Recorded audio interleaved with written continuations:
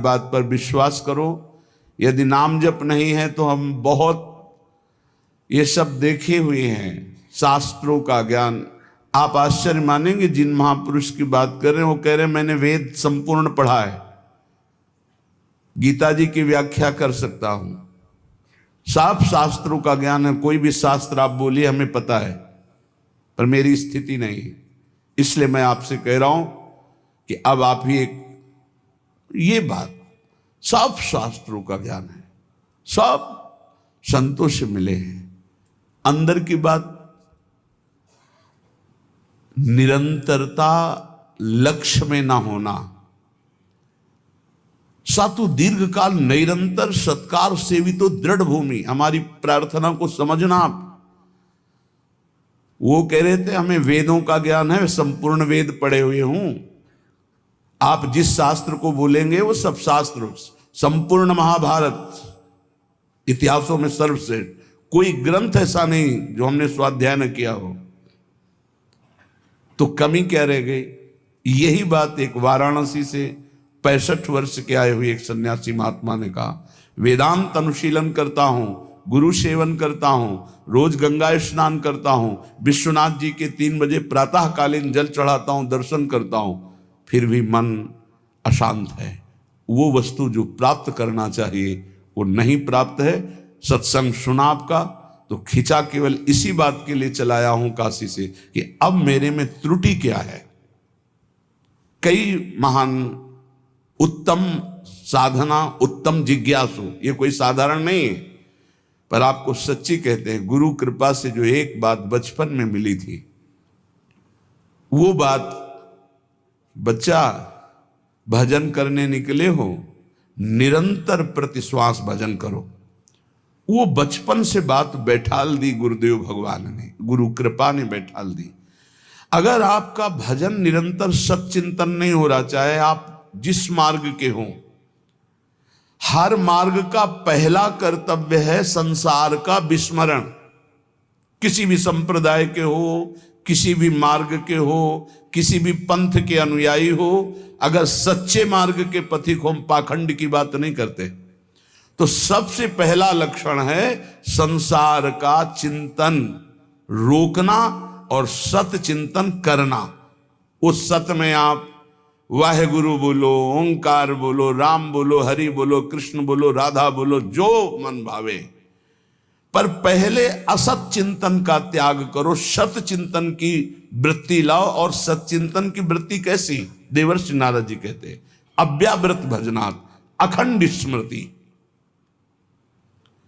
इसकी कमी होने के कारण बाहरी सब बढ़िया साधन होने पर भी मन को परमानंद का द्वार खोलना नहीं आया। वो यही है, अंदर है। कल चर्चा की थी कि जैसे एक मकान, उसके अंदर कमरा, कमरे के अंदर भुइंधरा, वहां बैठा हुआ है चिदानंद स्वरूप, वहां प्रवेश करना है। वो दरवाजा गुरु कृपा से प्राप्त मंत्र और नाम के निरंतर चिंतन से प्राप्त हुए ज्ञान से खुलता है। और वो तिजोरी खुली तो माला माल हो जाओगे, और वो बंद रही तो हम आपको कह रहे हैं कि इतना इतना सब कुछ है, लाखों लोग उनकी दंडवत करते हैं, वो दंडवत करने योग्य हैं, पर मन की जो स्थिति चाहिए वो नहीं है। क्यों नहीं? क्योंकि जो मन की स्थिति पहुंचाता है वो नहीं है। वो क्या है? अव्यावृत भजनात्। गोस्वामी जी की, तुलसीदास जी की बात बिल्कुल, आप चाहे जिस मार्ग के पथिक हो, सच्ची बात समझ लीजिए। बारी मथे घृत होए बरु, सिकताते बरु तेल, और बिनु हरि भजन न बहुतरी या सिद्धांत अपेल। बिना निरंतर भजन के बात नहीं बननी है। हे मन, तुम कहीं भी हो, भागने की जरूरत नहीं। इसे बहुत अच्छे से समझा जाए। आप कहीं भी विश्व में भागकर चले जाएं, यदि भजन नहीं हो रहा तो आपका मन निर्विकार नहीं होगा, और विकारी है तो आप गंगा में खड़े होकर भी शांति नहीं पाएंगे। करोड़ों गंगा जी इस वृंदावन की रजकण की समानता नहीं कर सकती। गंगा जी भगवान के चरणारविंद का धोवन है, चरणामृत, और स्वयं प्रभु प्रेम स्वरूप प्रियालाल यहां खेलते हैं, तो समानता कैसे हो सकती है? क्या आपको वृंदावन में जो वृंदावन का प्रभाव है अनुभव में आ रहा है? हर समय प्रेम उमगन, हर समय रूप माधुरी की छकन नहीं है। क्यों? क्योंकि नाम जप नहीं। जितना नाम जप करेंगे उतना ही प्रकाश होगा, और वो यहां आप आओ या ना आओ। कल किसी साधक ने प्रश्न किया, जब मैं वृंदावन वास की बात सोचता हूं तो मेरा भाव कम हो जाता है, क्योंकि मेरी क्षमता नहीं कि मैं यहां के गुण दोषों से अपने मन को बचा पाऊं। जब मैं दोष देखता हूं तो मेरा भाव बिगड़ता है, इसलिए दूर रहकर जब मैं वृंदावन का भाव करता हूं तो बहुत रोना आता है वृंदावन के लिए। तो आपका इस पर क्या आदेश है? वृंदावन के प्रति भाव और चिंतन बने, बस यही खास बात है। रहो दूर, वृंदावन को चिंतवन यह दीप और बार, कोटि जन्म के अघ तमय काट करे उजियार। और यहां बसकर दूसरों पर दोष दर्शन करके निंदा आदि करोगे तो पतन हो जाएगा। ठीक है, तुम कभी मत आओ, दूर रहो, सत्संग सुनो, वृंदावन का भाव करो। एक दिन ऐसा आएगा कि रोकर भाग कर आओगे, तब तुम्हें वृंदावन अपने प्रभाव से प्रभावित करके चिदानंद दृष्टि देगा। खूब पहले भजन करो। ये कोई साधन भूमि नहीं है, ये सिद्ध भूमि है, ये प्रेम भूमि है। यदि आपका भाव बिगड़ता हो तो हम कह रहे भाव बनाओ। भावोत्सवेन भजताम रस कामधेनुम, जैसे बने वैसे भाव बनाओ। और अगर ये भाव बन जाए कि वृंदावन के बिना हम जी नहीं सकते, तब तो हो गया। फिर क्या है? फिर कोई जरूरत नहीं, बिल्कुल बिल्कुल आप समझ लो, कोई जरूरत नहीं किसी साधन की। सब इसी भाव से ऐसे दिव्य साधन होते रहेंगे जो कोई अहंकारी कर ही नहीं सकता साधन। करो मन श्यामाजू सो नेहा, बस एक बात मान लो, हमारे माई श्यामाजू को राज मान लो, फिर आप जान जाओगे और देख लोगे इस मंत्र का क्या प्रभाव है। ये सब एक एक अक्षर मंत्र है। श्याम श्यामा प्रगट प्रगट अक्षर निकट प्रगट रस स्रवत अति मधुर बानी। ये हम जो चिल्लाते हैं ना, हमारे माई श्यामाजू को राज, ये कोई साधारण बात नहीं। देख लेना आप, इसका प्रभाव देख लेना। तुम अपने घर में रहकर ही प्राप्त कर सकते हो। तुम्हारी सामर्थ्य नहीं कि आप हर महीने 2 महीने में वृंदावन आओ। जब आपको भगवान कृपा करे, महारानी जो करुणा करे, तब आ जाओ। वृंदावन आना कोई खिलवाड़ समझते हो? अत्यंत कृपा जब होती है, जिनको वृंदा विपिन है कृपा तिन्हीं की हो, तब वहां यहां आना, यहां दर्शन करना, यहां रहना हो सकता है। आओगे तो जो पाप ऐसा है वो जलाने लगेगा। कोई विरला ऐसा है जो श्रीधाम वृंदावन में निर्दोष दृष्टि करके भगवत भाव में डूबता है। नहीं, ये राजधानी है, यहां सैनिक नहीं, यहां सुभट है, सेनापति यहां है। यह सर्वत्र काम प्रहार करता है, लेकिन यहां स्वयं काम मौजूद है, क्रोध याम मौजूद। ये जैसे राष्ट्रपति भवन की विशेष सुरक्षा, ऐसे ही ये सब भगवत पार्षद है। काम क्रोध लोभ मोह मद मत्सर, इनका घेरा लगा हुआ है। ऐसे प्रवेश थोड़ी होता है चिदानंद वृंदावन धाम में। इन पर पूर्ण विजय प्राप्त वो श्यामाजू के गोरे चरणारविंद की ठसक से होती है। परम शीतल आश्रयामी, जब इन चरणों का आश्रय लेते इतनी शीतलता होती, काम आदि का कोई भी प्रभाव नहीं पड़ता। साधना करके भी इनको निष्प्रभावित नहीं कर पाया गया, और गोरे चरणारविंद की ठसक आते ही ये तिनके के समान हो गए। जो त्रिभुवन विजेता काम क्रोध लोभ है, ये तिनके के समान हो गए।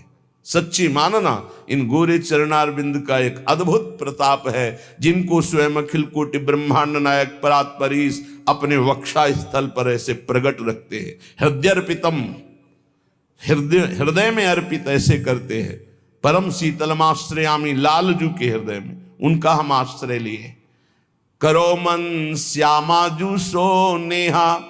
और एक अंदर की बात तुम्हें बताते हैं, हमारी श्री जी कभी किसी भी अपराध पर किसी के ऊपर गुस्सा नहीं होती। इसका दुरुपयोग मत करना, क्योंकि श्री जी तो गुस्सा नहीं करती, पर लाल जो भी थप्पड़िया देंगे जो ज्यादा उद्दंडता करोगे। तिनकर काल रूप में भ्राता। अर्जुन पूछ रहे हैं कौन हो प्रभु, ये आपका विकराल रूप, इतना विस्तार, मैं थर थर कांप रहा हूं, मेरी सामर्थ्य नहीं, मैं देख सकूं, इस समय मैं बढ़ा हुआ महाकाल हूं। भगवान बोल रहे, ये हैं इनके दूल्हा, श्यामाजू के दूल्हा हैं, और कोई दूसरे नहीं हैं, दूसरों न कोई, यही हैं, इनके सिवा कोई है नहीं। बड़ा हिरण्यकश्यप उछल कूद मचा रहा था, कहां तेरा भगवान, कहां भगवान, भुजा ठोकना। जिस समय खंभा फाड़ के निकले, दहाड़ मारी तो न तेज देख पाया, न आवाज सह पाया, मूर्छित होके गिर गया, तलवार कहीं ढाल कहीं बेहोश पड़ा है। हिरण्यकश्यप स्वयं भगवत पार्षद और दिव्य सामर्थ्य से युक्त महातपस्वी। भगवान ने कहा उठ, थोड़ी देर तो खेल ले, मेरा पार्षद है, थोड़ी देर खेल ले। खिलाते, फाड़ के फेंक दिया नाखून से। ये दूल्हा ही है इनके, और कोई नहीं है। वही अपने अंश से सब प्रकाशित होते। श्यामाजू को गुस्सा नहीं आता, पक्की बात है, पर उद्दंडता मनमानी करोगे तो न्यायाधीश तो लालजू हैं, ये बात ध्यान रखना। और लालजू जिनके दरबार में न्याय प्राप्त करते हैं, वो हमारी सी लाडली जू है। वहां का न्याय श्री जी की मुस्कान से होता है, और न्याय की बात सुनाने के लिए सखियां हैं। न्याय पर्यो ललिताजू के आगे वहां निर्णय होता है। इसीलिए प्यारी जू कभी कभी हम लोगों के पक्ष के लिए थोड़ा सा भ्रकुटी लाल जू से टेढ़ी रखती है, तो वो हा खात, वो हम लोगों के लिए, क्योंकि कैसे हम अधमों का निस्तार होगा तो उन्हीं की लेखनी से। तो अनुल्लिख्यानंतान तदपराधान मधुपति, लिखेंगे ही नहीं, क्यों?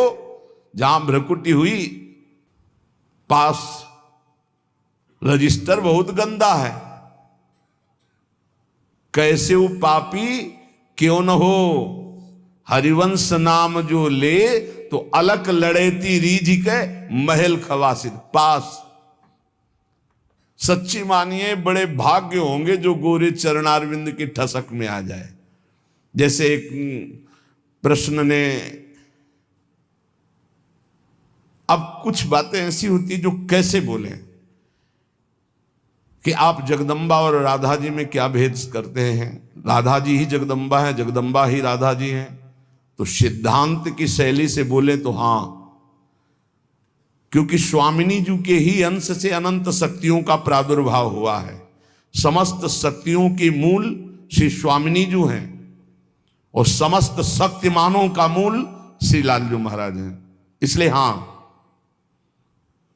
और स्वामिनी जी अद्वितीय हैं, इनके जैसा यही हैं। देवलोक भूलोक रसातल सुन कवि कुल मत डरिए, सहज माधुरी अंग अंग की कई कासों पट तरिए। एक अंग छटा में से सब महान शक्तियों का प्रादुर्भाव हुआ। त्रिपुर सुंदरी आदि जितनी दैवी शक्तियां हैं हमारी महारानी जी के अंश से, एक अंश से निकली, एक छटा में से। हमारी प्यारी जू की महिमा को, प्यारे जू की कृपा से जब आप जानोगे तब समझ पाओगे। पर मान लो, अम्मा ने कहा ये बप्पा है, तो मान लिए बिना तर्क के। तुम जान भी नहीं सकते थे कि तुम्हारे बाप कौन है, तुम्हारी माँ ही बताई। माँ को ही परिचय है सही माने में कि पिता कौन है, तो बताया, हमने कभी संशय नहीं किया और जीवन भर मान लिया हमारे बाप जी हैं। ऐसे गुरु हमारी माँ है, तो हमारे असली जनक कौन है, ये गुरुदेव रूपी मां बताती है। तो मान लो, उसमें तर्क मत करो। मंत्र मूलम गुरु वाक्यम, ये तेरा मेरा मत करो, नहीं समझ पाओगे। कुछ बातें होती जो छाती में छुपाई जाती, बोली नहीं जाती, और वो शरणागत के हृदय में अपने आप ट्रांसफर हो जाता बिना बोले, वही ठसक आ जाती। मान लेना हमारी ये बात। कुछ बातें हम नहीं बोल सकते जो हैं अंदर, शब्द में ताकत नहीं कि हम वो शब्द में लाभ पावें, शब्द में सामर्थ्य नहीं।